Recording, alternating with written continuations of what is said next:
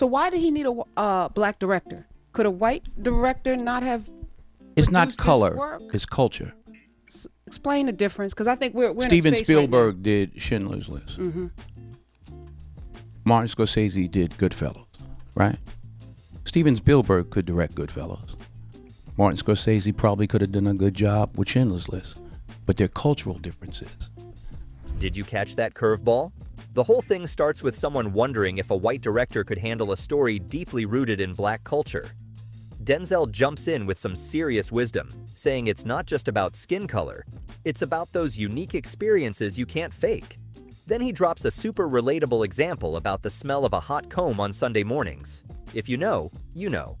That's just the appetizer. The main course is coming right up. now. So now, She don't know about no looking- hot. because that's You don't that's know. old You school. don't know nothing about. Dax. See how everybody laughed? That's a cultural difference. Wow, that was both deep and chill. Denzel breaks down how cultural context really shapes how stories are told, and honestly, he makes it sound like common sense. He points out how lived experience adds something you just can't get from the outside.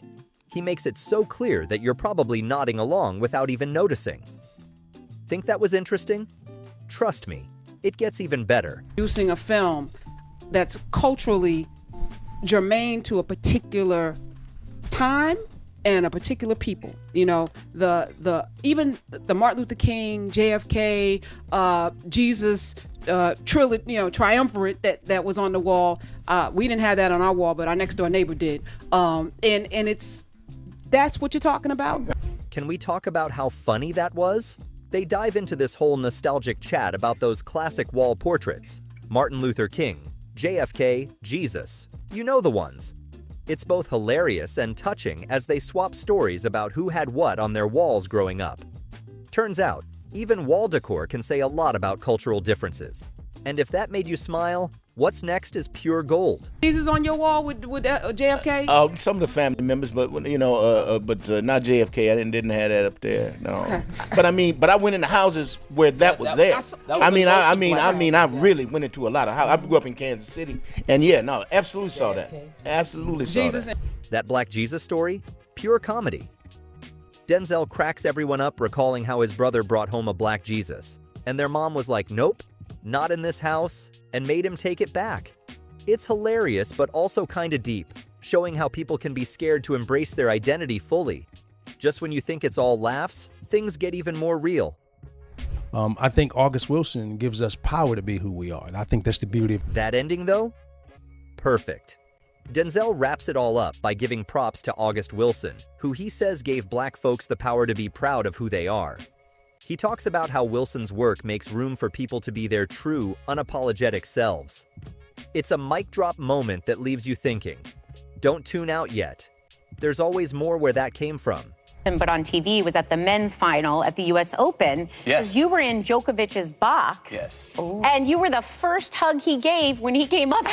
Yeah. Do you guys go way back? What's the connection there? Look at that. He's first friends with my wife. Camilla right there. Look at her. Yeah, look how happy she is. Oh. And then I got to know him through her. We've had a couple dinners along the way, and I'm a big fan. Yes. I mean, what a surgeon and a warrior. And the resilience of what he's done. It's amazing. So anyway, I was happy to be in his box. Got to sit behind his parents, which was really awesome to see them when he brings them up Isn't he and an where they started. anti-vaxxer? I Is believe he an anti-vaxxer? I believe so, yeah. Just saying. Way to bring it down. But you I'm were, just kidding. You were in. I think he just won and ran towards you. Like I feel like that's what I would do. I'd be like that's Matthew McConaughey. What we just saw? Honestly, McConaughey casually hanging out with Novak Djokovic like they're old pals. It's almost too cool to be true. He talks about how he got to know Djokovic through his wife, Camilla, who apparently has the best social circle ever. He calls Djokovic a warrior and talks about the insane resilience he's shown as an athlete, basically fanboying in the best way possible. Oh, and by the way, he got to sit right behind Djokovic's parents during the match, which sounds like a front row seat to greatness.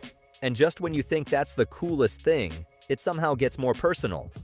Levi, who's 15, Yes. Vita, 13, and Livingston, 10. Yes. What kind of dad are you?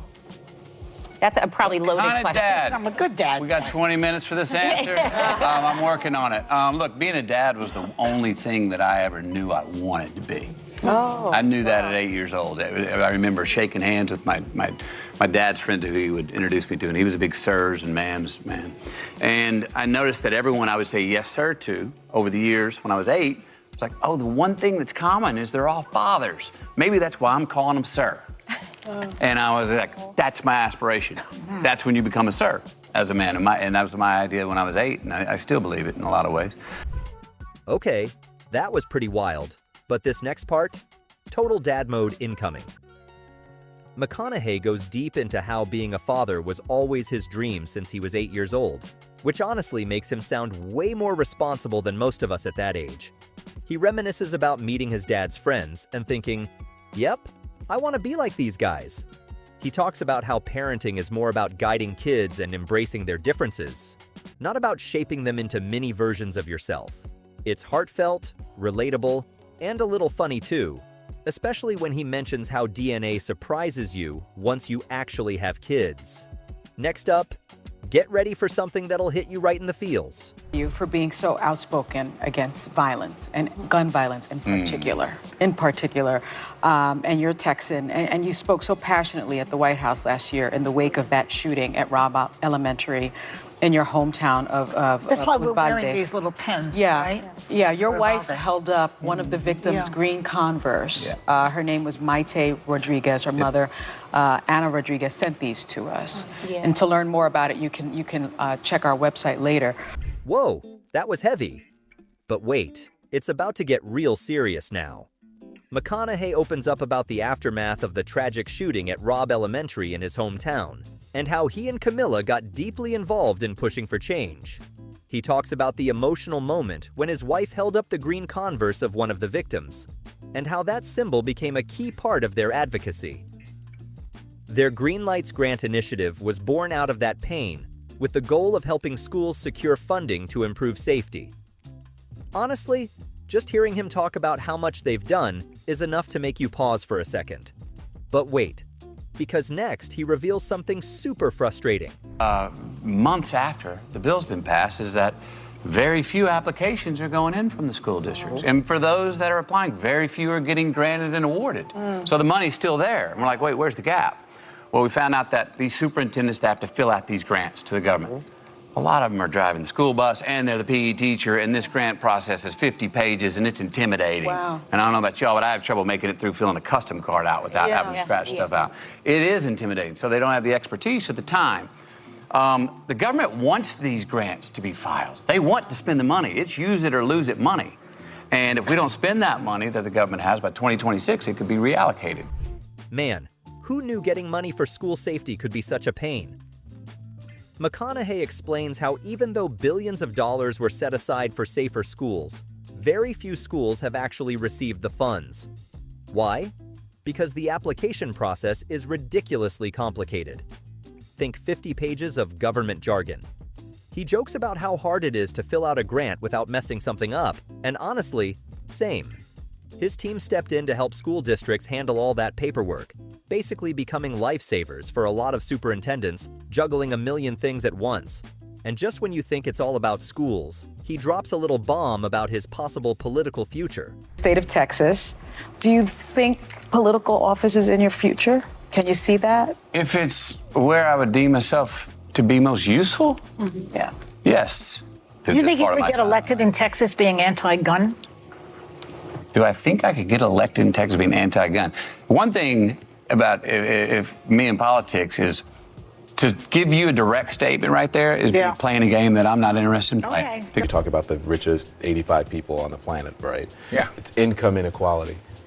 Do you think that's, looking at, what's happening in the news now, is that a good idea? It's a great idea. It is the greatest idea.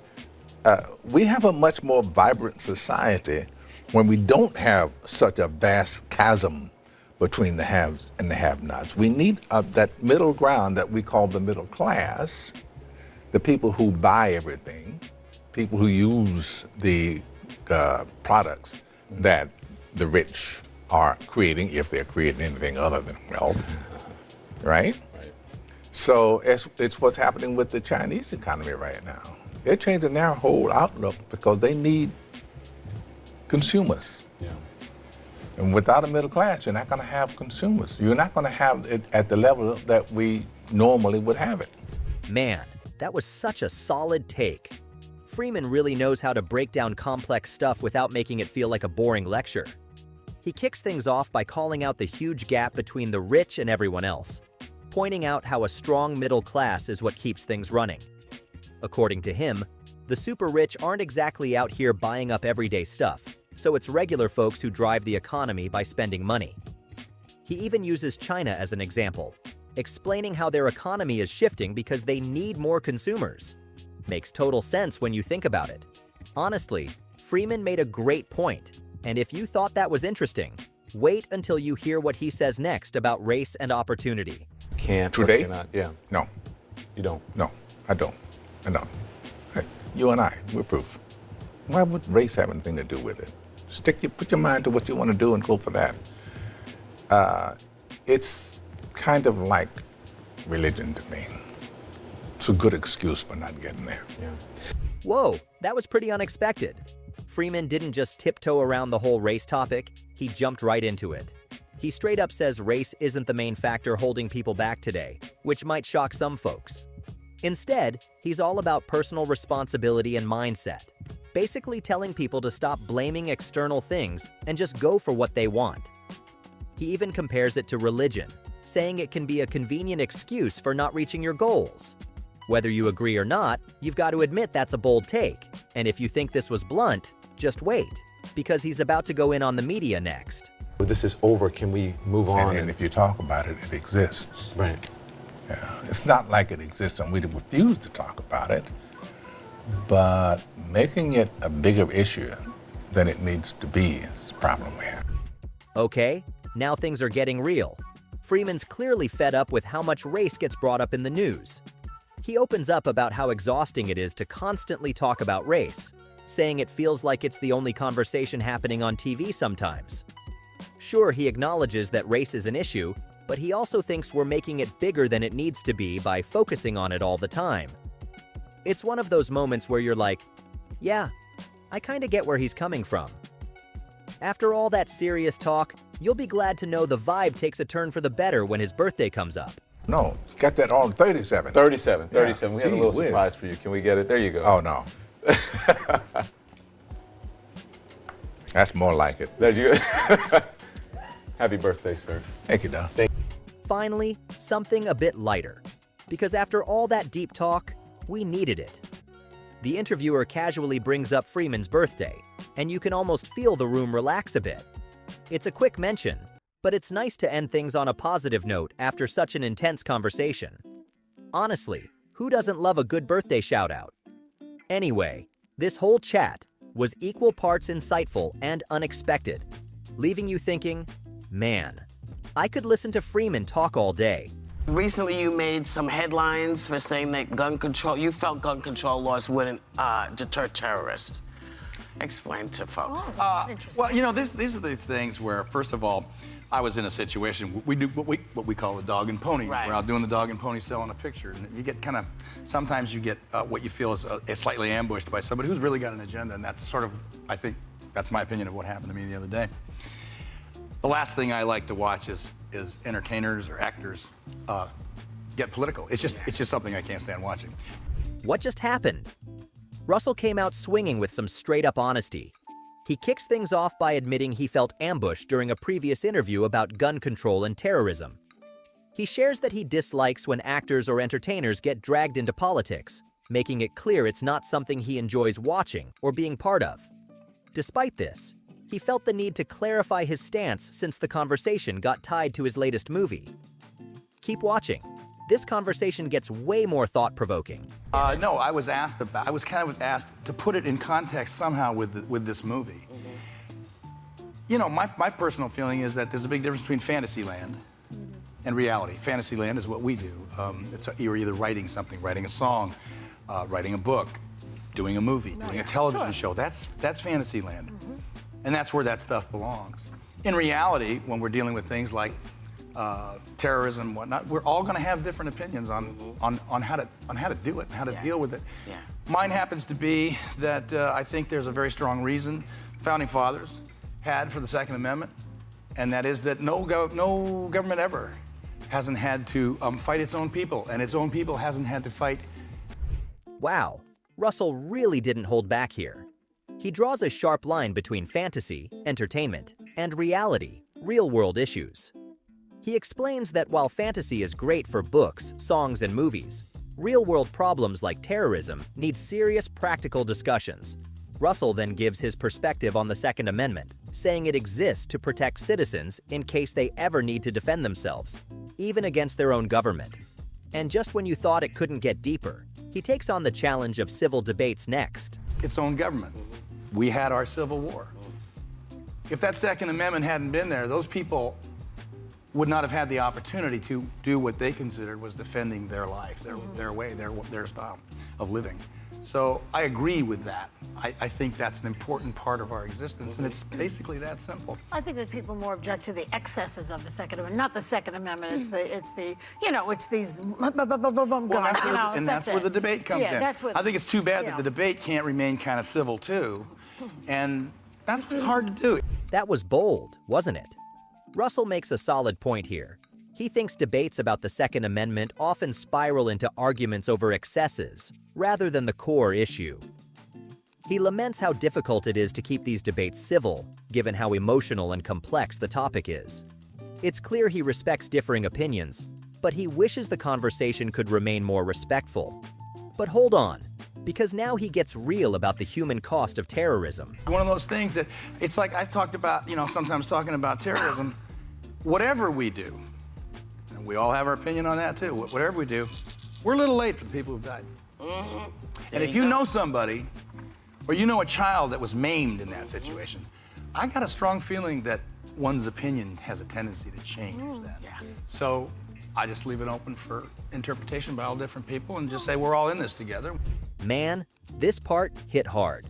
Russell talks about how any action we take after a terrorist attack is already too late for those who have lost their lives. He emphasizes that knowing someone who has suffered or lost someone in such an attack can strongly influence one's views on these issues.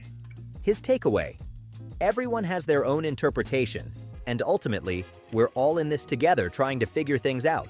And wait till you hear what he says about whether he'll talk politics again. Yeah, we're going to hear each other talk about it. Is that the last time you're going to talk politics as an actor? Till I'm asked to later, I'll be asked in an hour and a half about it. Once they trot that pony out there, I gotta let it go. But you know what?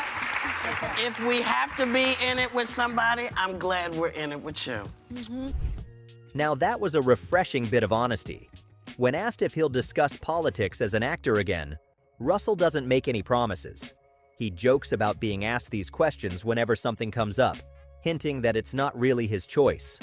The segment ends on a positive note, with the hosts thanking him for sharing his perspective and Russell expressing a bit of relief. Honestly, you didn't expect him to handle this so calmly, did you? There's been a lot of controversy surrounding the usage of the N-word in this movie, and no, nobody, none. Okay, this was one of those moments where you can already feel things going sideways right from the start. The reporter kicks off by bringing up the controversy surrounding the use of the N-word in Jackson's movie. Instead of giving a standard Hollywood answer, Jackson immediately goes, "Oh, you want to talk about this? Let's really talk about it." He's not tiptoeing around anything, and you can tell this is going to be way more interesting than your average promo interview. Trust me, it only gets more awkward from here. The word would be... Oh, I don't want to say it. Why not? I don't like to say it. Have you ever said it? No, sir. Try it. I don't like to say it. Try it! You know that feeling when someone calls your bluff, and you have no idea what to do next? That's exactly what happened here. Jackson flips the script and straight up dares the reporter to say the N-word, putting him in the most uncomfortable position possible. The reporter stammers and refuses, but Jackson keeps pushing, saying they can't move forward unless the word is said.